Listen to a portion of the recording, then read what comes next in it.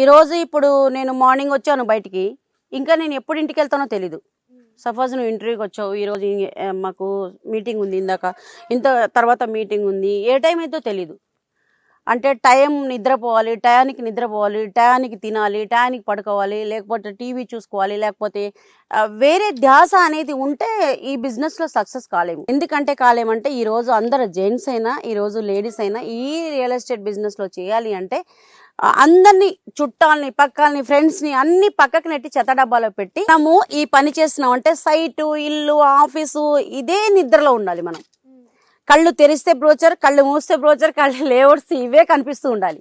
దానివల్ల 100 కోట్లు సంపాదించామా, 1000 కోట్లు సంపాదించామా అనేది కాదు కావాల్సింది.